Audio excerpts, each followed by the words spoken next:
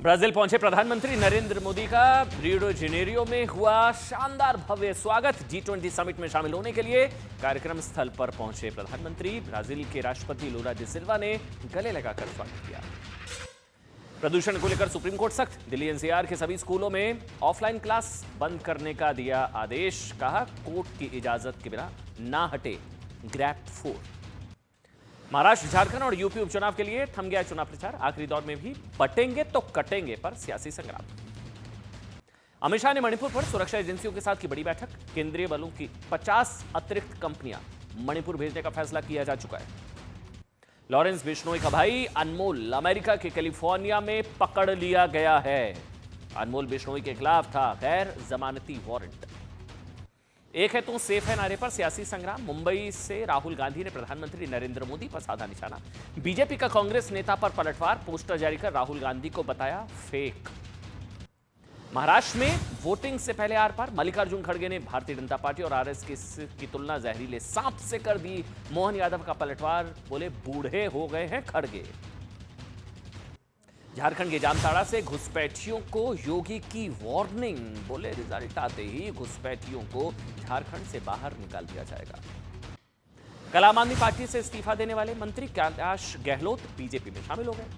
बोले पीएम मोदी से प्रभावित होकर पार्टी में शामिल हुए हैं। दिल्ली विधानसभा से पहले कांग्रेस को एक और झटका। कांग्रेस के पूर्व विधायक सुमेश शौकीन आम आदमी पार्टी में शामिल हो गए।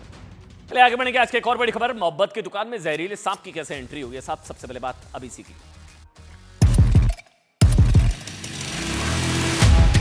बीजेपी और आरएसएस ये तो जहर के जैसा है।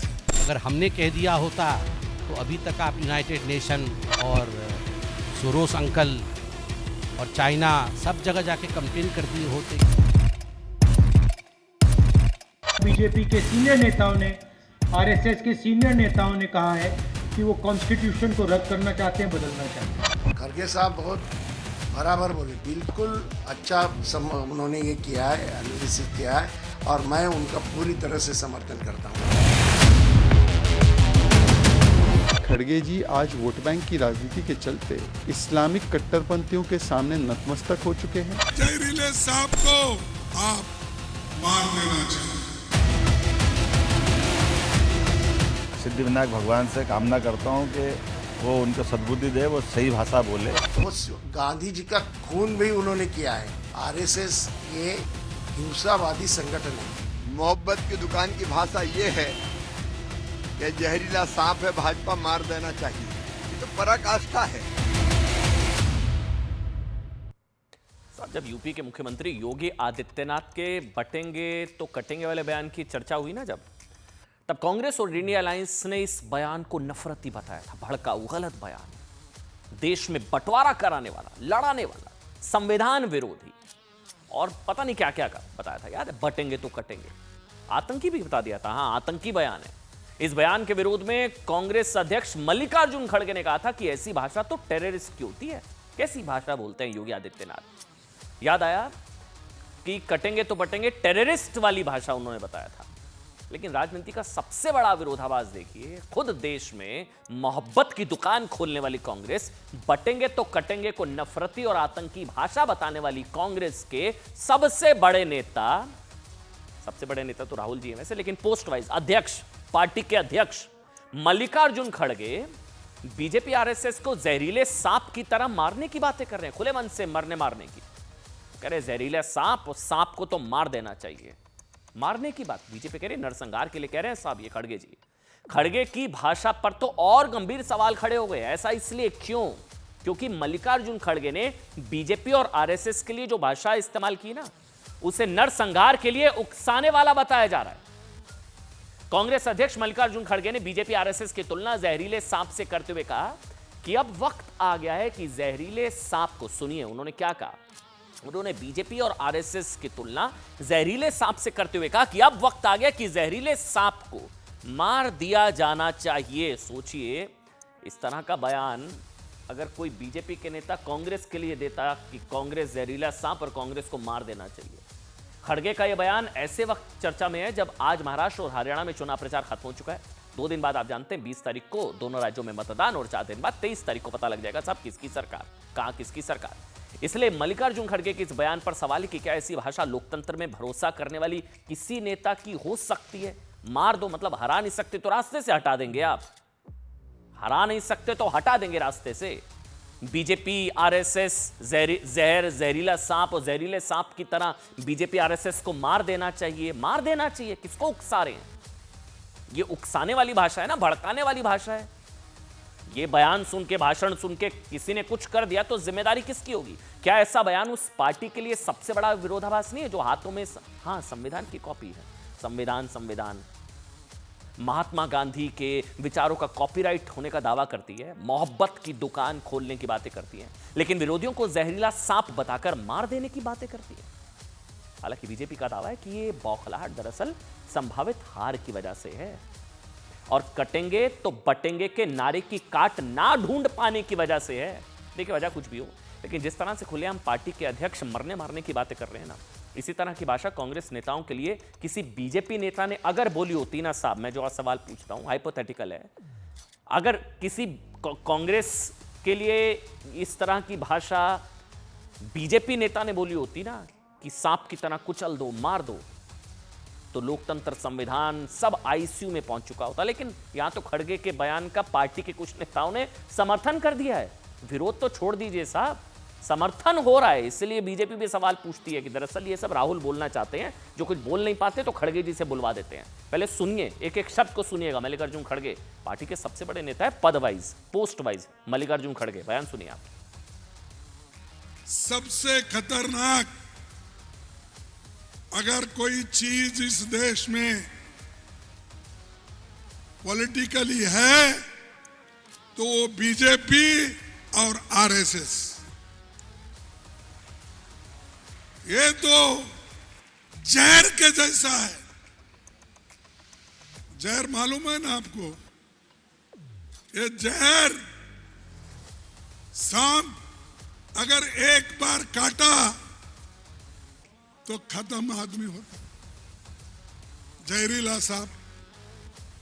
तो इसलिए ये जहरीले सांप को आप मार देना चाहिए, ऐसे लोगों को दूर रखना चाहिए। तो इसलिए ये जहरीले सांप को आप मार देना चाहिए, ऐसे लोगों को दूर रखना चाहिए। जहरीले सांप को मार देना चाहिए। बीजेपी आरएसएस जहर है, सांप जहर, जहरीला सांप, और जहरीले सांप की तरह इनको मार देना चाहिए। ये पार्टी के सबसे सीनियर लीडर हैं, मतलब सबसे पार्टी के अध्यक्ष हैं मल्लिकार्जुन खड़गे। कोई छोटे मोटे नेता नहीं है साहब। कोई बयान नहीं आया कि गलत बयान है, नहीं, हाथों में संविधान, लाल किताब, लाल संविधान, बीजेपी कहती है कोरे कागज, लेकिन छोड़ दीजिए वो बहस। लेकिन लाल संविधान हाथ में, संविधान की किताब हाथ में, लोकतंत्र के पैरोकार, अभिव्यक्ति की आज़ादी के सबसे बड़े पैरोकार, यहाँ पार्टी के अध्यक्ष मरने मारने की बातें कर रहे हैं कि लाल वो जो है सांप की तरह और मार देना चाहिए।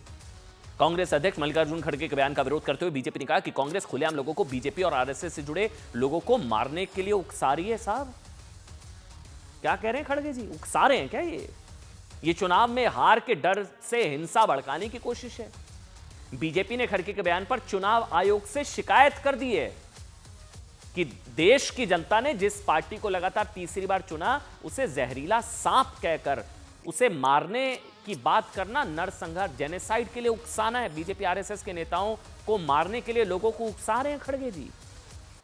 बीजेपी ने कहा कि कांग्रेस ऐसा इसलिए कर रही है क्योंकि वो चुनाव को लोकतंत्र के पर्व की तरह नहीं बल्कि जिहाद की तरह देखती है, बीजेपी ने कहा। और अगर बीजेपी की ओर से ऐसा बयान आया होता तो कांग्रेस की चीख पुकार यूनाइटेड नेशंस तक पहुंच गई होती। हालांकि कांग्रेस के नेता मल्लिकार्जुन खड़गे के बयान का खुलकर समर्थन कर रहे हैं। कांग्रेस के एक नेता है हुसैन दलवाई, उनको सुनिए, वो तो कह रहे क्या शानदार बयान दिया खड़गे जी ने। बिल्कुल सही कहा खड़गे जी ने, मार देना चाहिए, कुचल देना चाहिए बीजेपी आरएसएस को। सवाल यह है कि एक और कांग्रेस कहती है कि देश में संविधान खतरे में है और कांग्रेस संविधान बचाने की लड़ाई लड़ रही है ना, तो क्या संविधान ऐसे बयानों से मजबूत होगा क्या? सुनिए। खड़गे साहब बहुत बराबर बोले, बिल्कुल अच्छा उन्होंने ये किया है, एनालिसिस किया है और मैं उनका पूरी तरह से समर्थन करता हूँ। आरएसएस ये हिंसावादी संगठन है, उनके स्वयंसेवक के कंधे पे हमेशा लाठी रहती है। उसका मतलब क्या है? इसका मतलब सिंबल है हिंसा का। उस गांधी जी का खून भी उन्होंने किया है। अरे बीजेपी सांप नहीं है, साफ है, साफ। आपने हमें सांप कहा, कुचलने की बात कही। अगर हमने कह दिया होता तो अभी तक आप यूनाइटेड नेशन और सोरोस अंकल और चाइना सब जगह जाके कंप्लेन कर दिए होते कि डेमोक्रेसी खतरे में है, डेमोक्रेसी खतरे में है। इतना ही कहेंगे कि ये आपातकाल की मानसिकता है। अब सोचिए, एक और बीजेपी ने मल्लिकार्जुन खड़गे के इस, मैं तो खुलकर कहूंगा, भड़काऊ बयान साहब, क्योंकि मतलब भड़काऊ है, इसमें कुछ संकोच वाली बात ही नहीं है। भड़काऊ बयान को चुनाव आयोग में शिकायत योग्य माना, शिकायत कर दी। दूसरी ओर BJP all India Muslim personal law board के प्रवक्ता नुमानी के खिलाफ भी चुनाव आयोग पहुंच गई है, क्योंकि नुमानी जी ने उन मुसलमानों का बॉयकॉट करने की बात कही जो बीजेपी के लिए वोट करते हैं। यहां वो कह रहे हैं कि बीजेपी आरएसएस के लोगों को मार दो, खड़गे जी। नुमानी जी कह रहे हैं जो बीजेपी आरएसएस को वोट देता है उनका बॉयकॉट कर दो।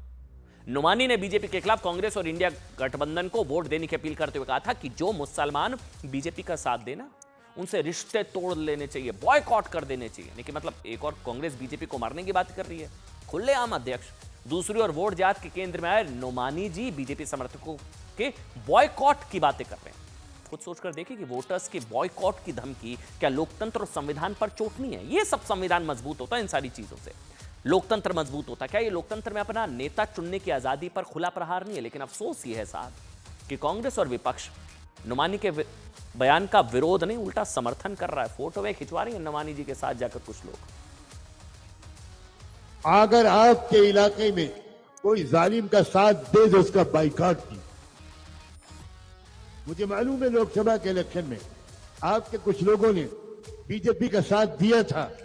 ऐसे लोगों का हुक्का पानी बंद होना चाहिए, ऐसे लोगों का सोशल बाइकाट होना चाहिए, ऐसे लोगों से सलाम दुआ बंद होनी चाहिए। और मोदी के नारे एक है तो सेफ हैं की लड़ाई, राहुल गांधी ने मोर्चा संभाला खुद, तिजोरी खोली, लेकिन तिजोरी में कौन सा नारा नहीं था और कौन से पोस्टर नहीं थे। अब बात इसकी, कौन सेफ कौन फेक, देखिए।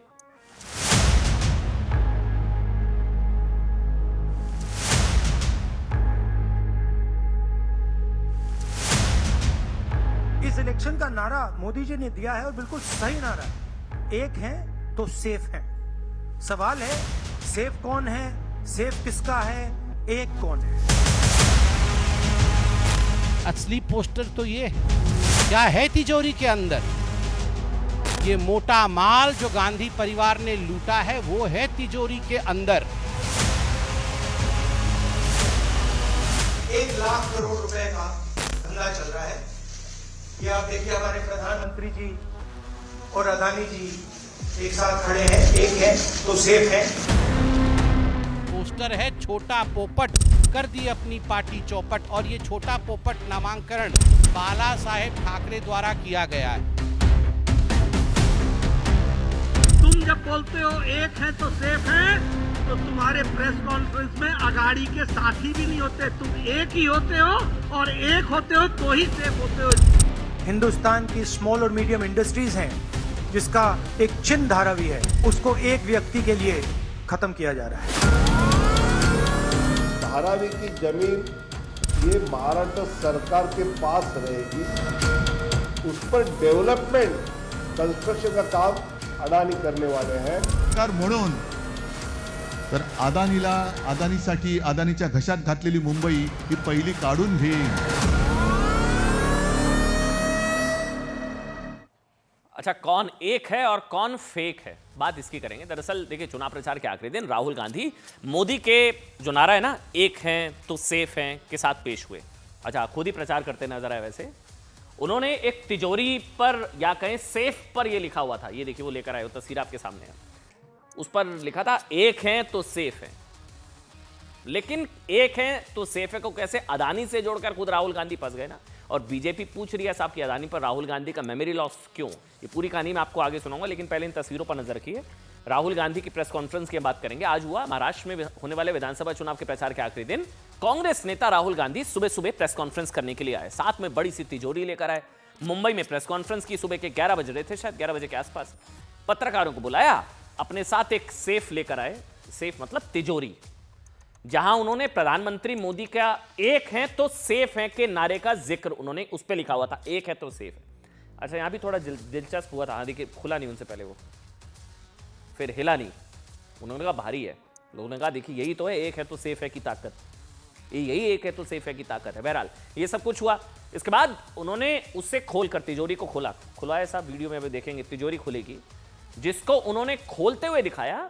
उसके अंदर से ना प्रधानमंत्री नरेंद्र मोदी और गौतम अदानी का पोस्टर निकला। उद्योगपति अदानी जो है, मोदी और अदानी का पोस्टर, मतलब उन्होंने एक है तो सेफ है, अच्छा हाँ पोस्टर आ गया सामने हाथों में, 2 पोस्टर हैं, एक है तो सेफ है के नारे को अदानी से जोड़ा और कहा कि यही एक है तो सेफ है नारे की हकीकत है। मोदी अदानी एक हैं और मोदी की वजह से अदानी को बड़े प्रोजेक्ट दिए जा रहे हैं। उन्होंने सवाल पूछा कौन सेफ है? धारावी का भविष्य सेफ नहीं है साहब, जिसे एक व्यक्ति के लिए खत्म किया जा रहा है। धारावी का रीडेवलपमेंट का प्रोजेक्ट अदानी को दे दिया गया। मैं जो है इस ऐलान के साथ उद्धव ठाकरे की ये प्रोजेक्ट ले लिया जाएगा अदानी से। कुल मिलाकर राहुल गांधी ने एक है तो सेफ है नारे को मोदी अदानी की कथित दोस्ती से जोड़ते हुए बीजेपी पर, महाराष्ट्र की जनता को ठगने का आरोप लगा दिया। ठीक, ये पूरी कहानी आज की हुई। बीजेपी जवाब देने आई। बीजेपी ने राहुल गांधी के पोस्टर से जवाब दिया। बीजेपी नेता संबित पात्रा ने राहुल गांधी को जवाब देने के लिए प्रेस कॉन्फ्रेंस की। इस दौरान संबित पात्रा भी पोस्टर लेकर आए साहब, वो भी पोस्टर लेकर आए, दिखा रहे थे ना अदानी के साथ जो है मोदी जी के पोस्टर, यहां दूसरे तमाम पोस्टर। कांग्रेस पर हमला बोला बीजेपी ने। इस मौके पर नेशनल हेराल्ड समेत कांग्रेस और उसकी सरकार के अलग अलग घोटालों का जिक्र किया। तिजोरी के अंदर क्या है? बीजेपी प्रवक्ता संबित पात्रा ने प्रेस कॉन्फ्रेंस करते हुए राहुल गांधी पर निजी हमला करते हुए, तो उनको नहीं कहना चाहिए था, उन्होंने कहा कि राहुल गांधी छोटा पोपट, राहुल गांधी को छोटा पोपट बताया संबित पात्रा ने। सुनिए एक दोनों के बयान। इस इलेक्शन का नारा मोदी जी ने दिया है और बिल्कुल सही नारा है, एक है तो सेफ है। सवाल है सेफ कौन है, सेफ किसका है, एक कौन है? एक कौन है? एक नरेंद्र मोदी जी हैं, अदानी जी हैं, अमित शाह जी हैं। सेफ है तो कौन सेफ है? अदानी जी सेफ हैं। कष्ट किसको होगा? धारावी की जनता को होगा। पोस्टर है छोटा पोपट, कर दी अपनी पार्टी चौपट। और ये छोटा पोपट नामांकन बाला साहेब ठाकरे द्वारा किया गया है। बाला साहेब ठाकरे द्वारा ये नामांकन किया गया है। महाराष्ट्र का बच्चा बच्चा, भारतवर्ष का हर कोई बाला साहेब ठाकरे जी का सम्मान करता है। ये नया नामांकन है जो कल सोशल मीडिया में हमने देखा है। छोटा पोपट करे पार्टी चौपट।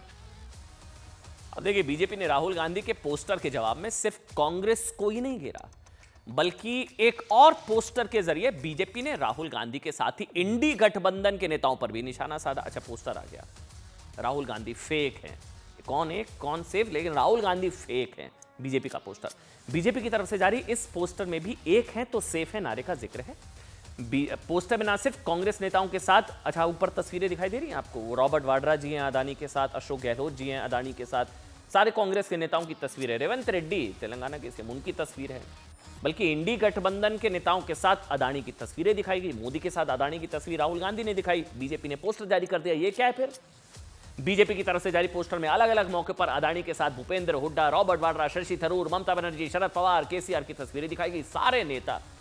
अब ये पोस्टर देखिए आप, नीचे बीजेपी ने लिख दिया राहुल गांधी फेक हैं। बीजेपी ने इस पोस्टर में कांग्रेस की तेलंगाना सरकार और अदानी के बीच 12,400 करोड़। आज सोचिए, राहुल गांधी वो अदानी को टारगेट कर रहे हैं, उद्योगपति को, और वहीं दूसरी तरफ 12,500 करोड़ का एमओयू कहां साइन किया अदानी ने? कहां? तेलंगाना के साथ। सवाल यह कि क्या एक है तो सेफ है को अदानी से जोड़कर राहुल गांधी खुद तो नहीं फंस गए?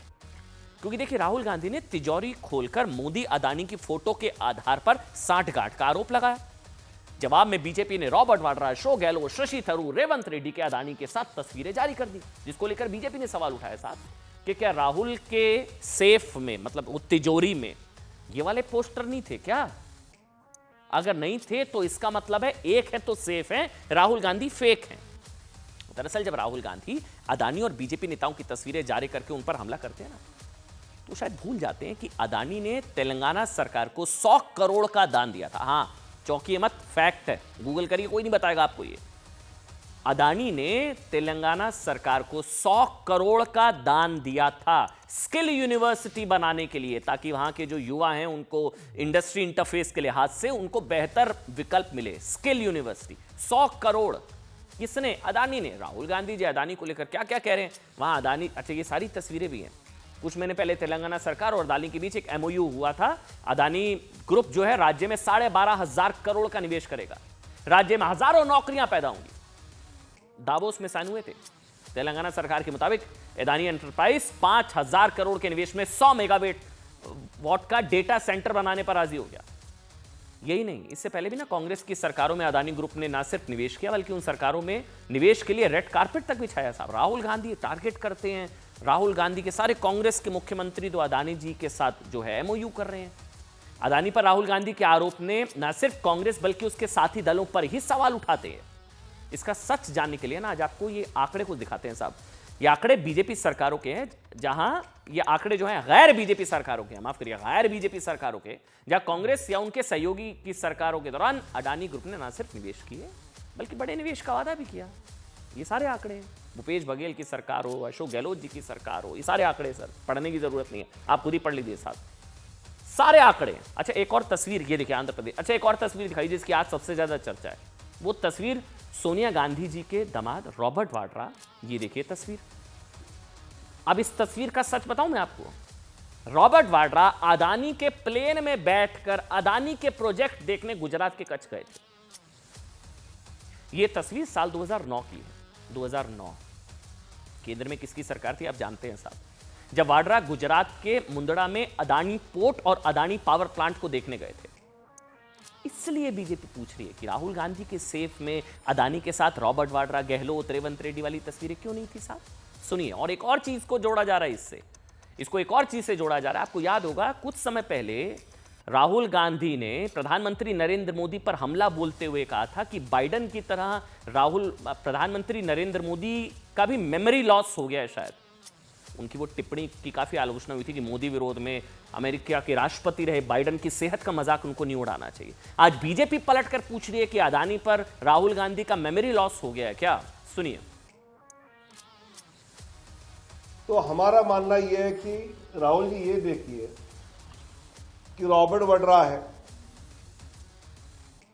गहलोत जी है, तेलंगाना के मुख्यमंत्री है, शशि थरूर है, बाकी प्रदेशों के मुख्यमंत्री भी है। तो ये फोटो आपके उस सेफ में नहीं थे क्या? या अगर थे तो आपने दिखाए नहीं।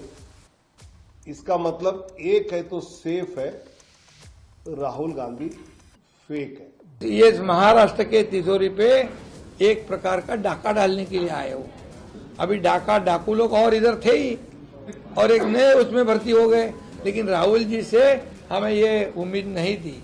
ये इनके नाद में नहीं लगेंगे ऐसा लगा था, लेकिन इन्होंने कुछ गलत जानकारी दे दी। अच्छा, आज की एक बड़ी खबर है, सबसे बड़ी खबर कह सकते हैं साहब। वे जानते हैं कैलाश गहलोत जी को 2 महीने पहले अरविंद केजरीवाल के दिल्ली सीएम पद से इस्तीफा देने के बाद आतिशी जी को सीएम बनाने से पहले एक नाम की सबसे ज्यादा चर्चा थी कि ये मुख्यमंत्री बन सकते हैं। वो नाम था कैलाश गहलोत। लेकिन केजरीवाल जी ने दिल्ली के मुख्यमंत्री पद के लिए आतिशी जी को चुना।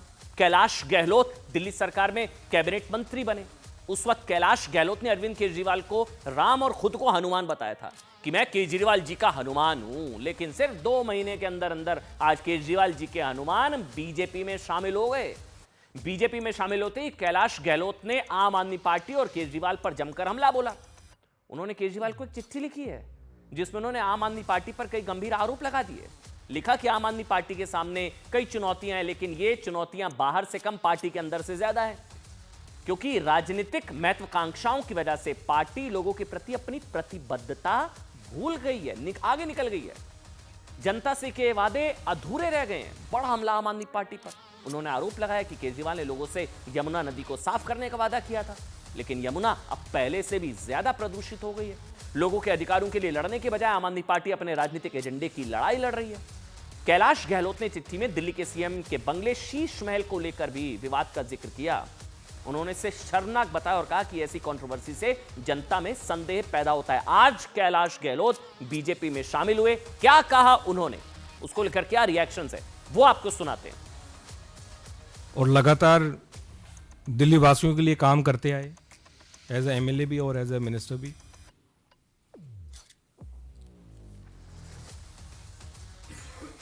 और सही पूछे तो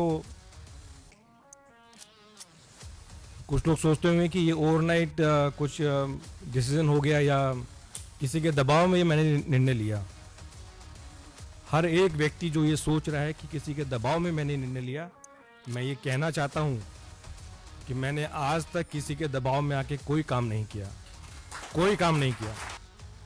जिस प्रकार से भगवान श्री राम के सेवक हनुमान रहे और उन्होंने सारे काम किए, उसी प्रकार से मैं भी केजरीवाल का हनुमान बनकर जितने भी काम पेंडिंग है उन सभी काम को पूरा करने की कोशिश करेंगे।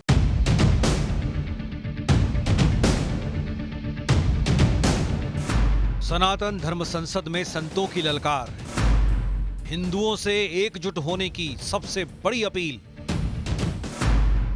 या तो वक्फ बोर्ड मिटेगा, नहीं तो सनातन बोर्ड भी बनेगा। कि हमें सनातन बोर्ड चाहिए, मंदिर सरकार से मुक्त चाहिए। जो कोई भी छेड़ेगा हिंदुओं की हस्ती को, सनातन बोर्ड बनेगा, बन के रहेगा। किसी माई के लाल में हिम्मत नहीं हम संतों को रोक सके। हिंदुओं, भारत से भगा दिए जाओगे तो कहां जाओगे? भारत से कहां जाओगे? कोई तुम्हारा देश भी नहीं। घर में जितने सदस्य हैं उतने औजार भी हों। आपके घर में जितने जितने सदस्य रहते हैं, अभी हम पूछेंगे कि सनातनियों के घर में कितनी तलवारें हैं। सनातन के लिए सिर कटा सकते हैं। ना सिख अते सनातन को कोई तोड़ सके, ना कोई हम तोड़ पाएगा। 1,000 की तलवार भी खरीद लेना। जो छेड़ेगा हिंदुओं की हस्ती को अब मिटा देंगे हम उसकी हर एक बस्ती को। जो हिंदू द्रोहियों को सबक सिखाएगा वो अमर हो जाएगा। दिल्ली में आयोजित सनातन धर्म संसद में संतों की एक एक वाणी पूरे देश में चर्चा का विषय बनी हुई है। शंकराचार्य से लेकर देश भर के जाने माने संतों को एक मंच पर एकजुट करने वाले कथावाचक देवकी नंदन ठाकुर ने सनातन धर्म संसद का आयोजन किया था। संतों की ये सबसे बड़ी सभा बुलाने का पहला उद्देश्य सनातन धर्म के गठन की पुरजोर मांग करना था। इस सनातन धर्म संसद में देश के लगभग सभी बड़े आचार्यों, साधु संतों, धर्माचार्यों, धर्मगुरुओं, महामंडेश्वरों और कथावाचकों को आमंत्रित किया गया था। सनातन धर्म संसद में 3 प्रमुख मुद्दों पर गहन चर्चा हुई। पहला, देश में सनातन बोर्ड बनाया जाए। दूसरा, कृष्ण जन्मभूमि को मुक्त कराया जाए। तीसरा, तिरुपति बालाजी के प्रसाद में अपवित्र मिलावट का विरोध करना। धर्म संसद की शुरुआत में देवकी नंदन ने नारा दिया कि अभी नहीं तो कभी नहीं। उन्होंने कहा कि बहुत सह लिया, अब नहीं सहेंगे, हिंदू हक लेके रहेंगे। उन्होंने गुरुकुल परंपराओं को पुनर्जीवित करने की जरूरत बताई और धर्म परिवर्तन रोकने के लिए सनातन बोर्ड का गठन अनिवार्य बताया। बहुत सह लिया, हिंदू हक, बहुत सह लिया, हिंदू हक, बहुत सह लिया, हिंदू हक। अब हम बटेंगे नहीं और अब हम कटेंगे नहीं। इस कार्यक्रम में मुख्य अतिथि के तौर पर द्वारका पीठ के पीठाधीश्वर जगत गुरु शंकराचार्य सदानंद सरस्वती आमंत्रित किए गए थे। उन्होंने अपने संबोधन में पीएम मोदी और सीएम योगी का वही संदेश दोहराया जो महाराष्ट्र और झारखंड के चुनावों में बहुत बड़ा चुनावी मुद्दा बन चुका है। शंकराचार्य सदानंद सरस्वती ने कहा कि देश भर के सभी हिंदुओं को अब एक हो जाना चाहिए। उन्होंने कहा कि अगर हम एक हो जाते हैं तो हमें कोई नहीं हरा सकता। अवलंबियों को, समस्त हिंदुओं को एक हो जाना चाहिए। सारे मतभेद भुला करके एक हो जाना चाहिए। दलगत राजनीति से ऊपर उठ करके एक होना चाहिए।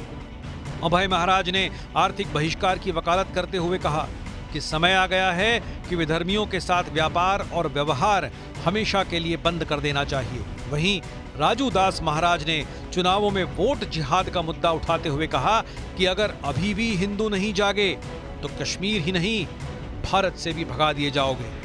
सनातन बोर्ड का गठन हो